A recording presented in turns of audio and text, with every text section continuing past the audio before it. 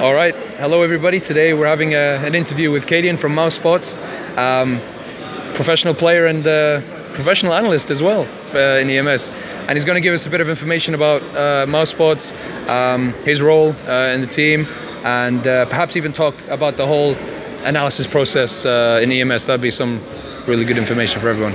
So let's start off with you giving us an introduction of yourself and your role in your team. Well, my name is Kasper and I'm 18 years old. I'm from Denmark, but I play in a German team, which is kind of difficult compared to playing in a Danish team where you can talk your native language. And I decided to take the offer from mousesports because I thought it would be a good opportunity. Like, you always have a good chance of playing in a Danish team, but to try and play out with Germans and their play style is something different. It's something I wanted to try. I see.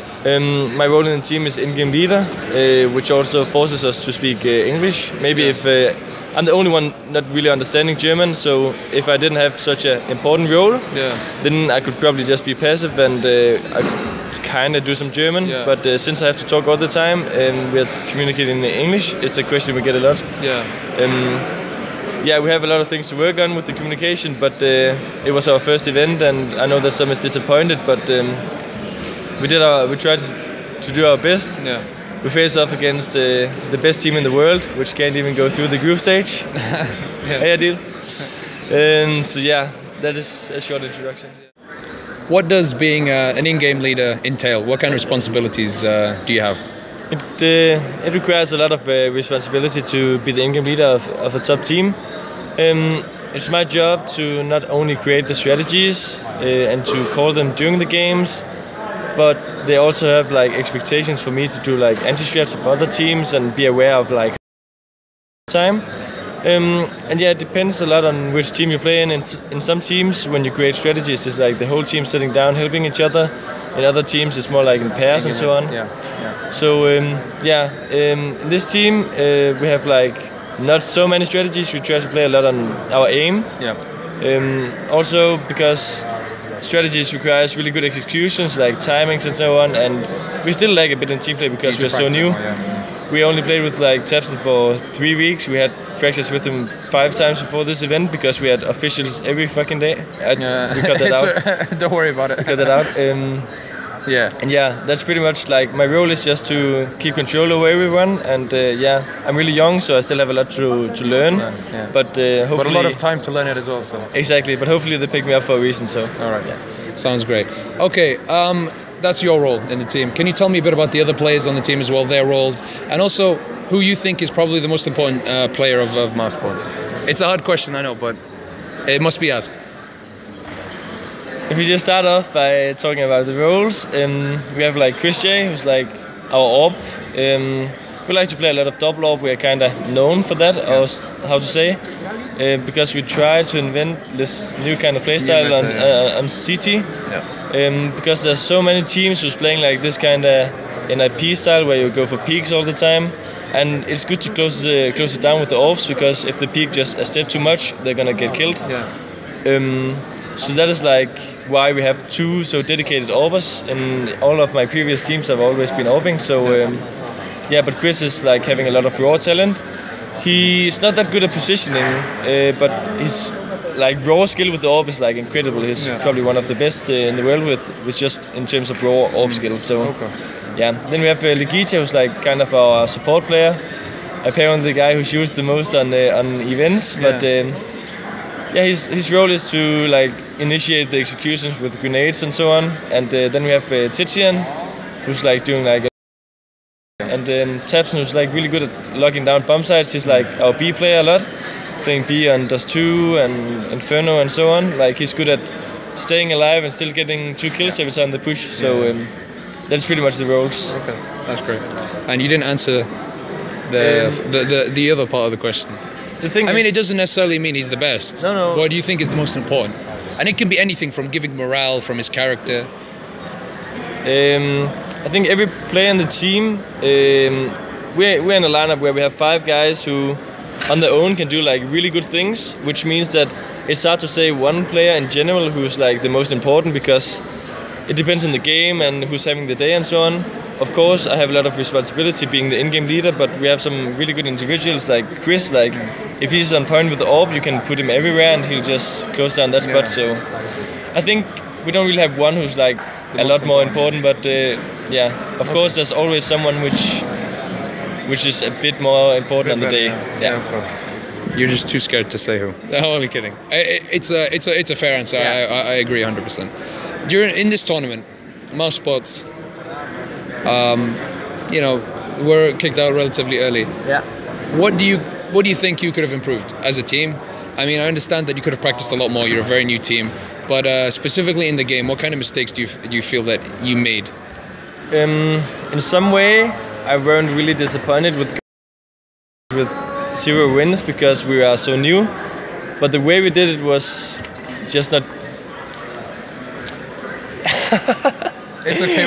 It was just not good enough because we lacked so much in communication and basics. Like when we get entry kills on CT, our play style relies a lot on falling back and going for like not playing alone and lose the advantage. And so we did in a lot of rounds. We get the first kill and still people are like too aggressive. So we did have a lot of mistakes which we don't do online, which has something to do with the pressure there's on lane, and you can hear everyone screaming It's like the microphones is in some way worse because there's so much noise everywhere. So that's something you have to take into consideration.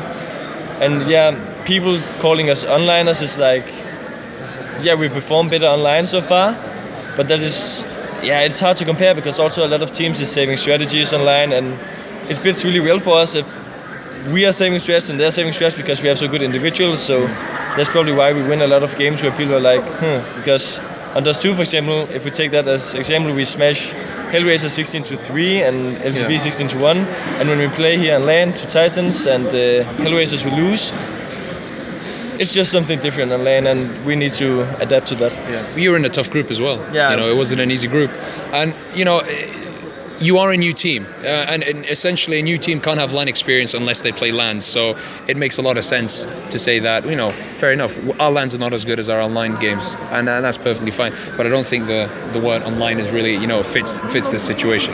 It's that refers to a team that's played a lot of LANs, a lot of onlines, and they still perform badly in LANs. It's completely different. Out of all the teams in the tournament, which team did you feel was going to win at the beginning, and then what is your opinion on Virtus Pro winning the tournament? I knew before the event has started that the top 3 would be Titans, NRP and Virtus, simply because NRP and Titans are just like the top 2 best teams in the world, and Virtus have been really strong in practice online and showing really good results. They're probably the best team we have been playing in practice, so I had kind of a good feeling, and especially when the crowd was so loud. I never experienced anything like it. It was crazy. It was something crazy. Especially in the final.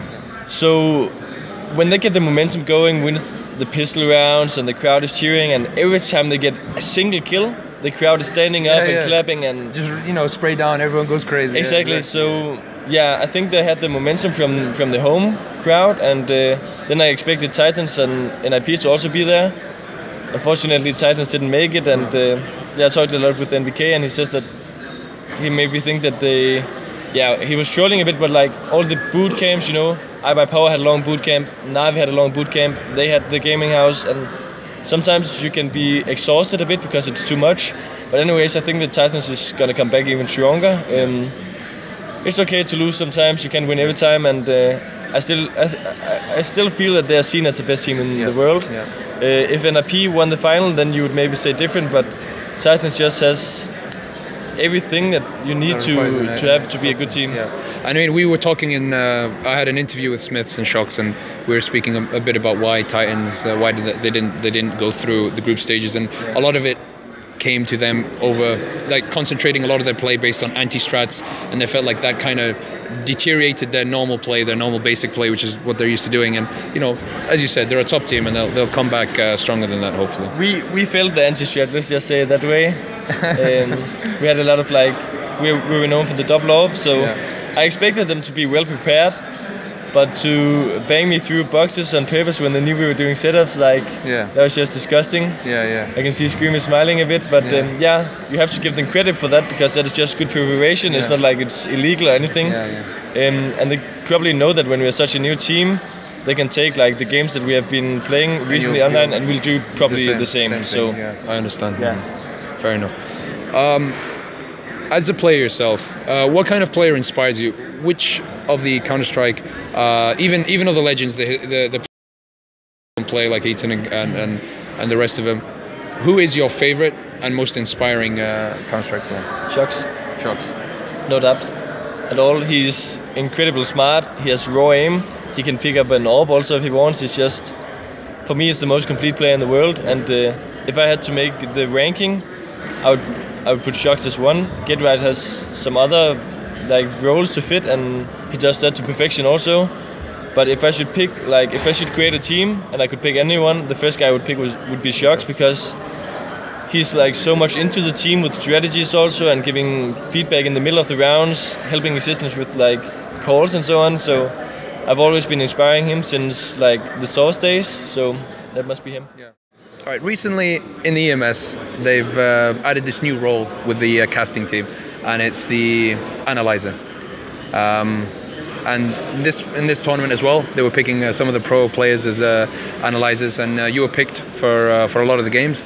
So I'd like you to tell me a bit about what it is to be an analyzer, and also the process with the analyzing, the technical aspects, and and also what you and Sir Scoots were doing and saying during the times you went on air, because it seems really, really hard, since it's right in the middle of the game and then bam, they throw you in there, and I'd love to hear how it's done.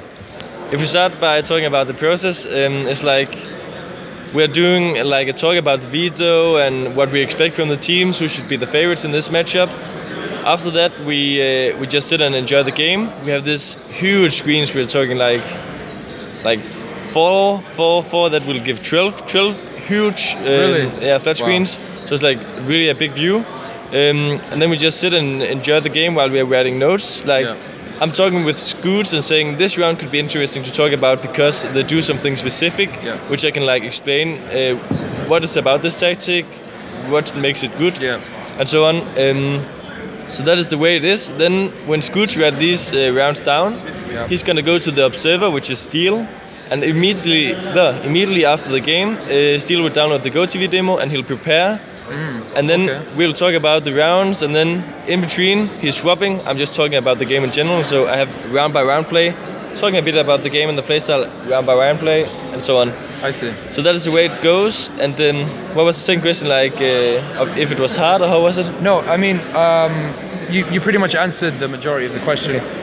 The technical aspects you talked about, and also you talked about like the actual analyzing itself. So. Yeah, that's pretty much most of the question answered. I just want to give a big shout out for Steel, because I thought he might have done something people didn't notice. Like the observing with it's a lot of things. I saw some really nice camera angles, especially when he was following the smokes in some of the games. I thought that was nice. It was a nice touch, and also to you, man, because the analysis was really nice. I enjoyed it. I'm sure a lot of people enjoyed it because it added so much depth to the game, and it explained so many things to players, and it made them see things that they wouldn't have seen, during the actual cast or during the actual game itself. So that was an excellent job.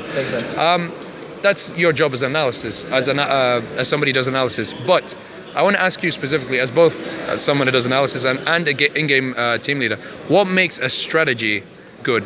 What are the kind of things that you look for? What are the kind of things that you plan in certain strategies concerning Counter-Strike? There's like different kind of strategies in Counter-Strike. There's strategies which you make to like get some of your star players or your entry fraggers into specific positions where they can open up the map. The most normal thing to do in Counter-Strike is to do like a default, where you have this plan about spreading around the map, getting information, slowly working to see if you can punish the mistake that your opponent is doing. And with that round, it's not determined what bomb side you're gonna go for or anything. It's something which happens in the round. You get a peek. You're talking about, okay, then they're probably going to rotate like this, and then you'll make a new decision. Yeah, so you respond to it, Exactly. And then you have like executions during that. Like a lot of teams have like preparations for like, if we get a kill in A apartments on Inferno or something, what we're gonna do is we're gonna throw these smoke really quick. We're gonna rotate this way. We're gonna face them off here. And then in general, there's like normal strategies where you begin off the round, where you say like, I want to do this strategy because it's gonna fit well against this playstyle. Yeah. Normally, strategies is used later in the game because you cannot just do a strategy and expect it to work. You need to know the playstyle of the other team to make it work. So that's why you have the pistol round. Then you do some defaults. You like, when they play this aggressive banana, it's gonna work when we do like this or something. So that's like the theory behind strategies in general. You want to try and put your players up in good positions, and some strategies is like about forcing the team to do something they don't normally want to do. Like, for example, on train, if you know that the team lacks in like communicating, you want to do a lot of strategies where you force them to after plans, where they need to like communicate with like who's gonna defuse, who's gonna go where, and so on. So yeah, that's pretty much, I think, the theory about it. That was an excellent little introduction on the theory of strategy, and I'm sure a lot of players are really going to like that. I really appreciate the strategy part of Counter-Strike, and I think it's an important part. Yeah. With CSGO specifically, have you noticed that there is a development of new smokes? And how long does it normally take for these kind of new strategies to be developed? Do we see them once every year? Do we see them once every tournament? You know, because you see new smokes every time. You know, you see like new Inferno smokes. You see new smokes in maybe Mirage as well sometimes. But how do they develop? You know, is it just the team itself, or is it something teams all find out at the same time? You know, just give us a little bit of information about that. When you create a strategy, it's like you do it out of what material you have, with like what players. It's not fitting to do some kind of strategy where you need aim-heavy players to open up the map if you don't have them. So therefore, I think that strategies is being made all the time, especially with like roster changes and so on. And yeah, I think that it's pretty much every week, because so far all the teams which are top teams in CSGO are putting a huge effort into like the tactical play, and I think that it's also really important that we get that. Compared to CS Source, for example, there was also a lot with grenades.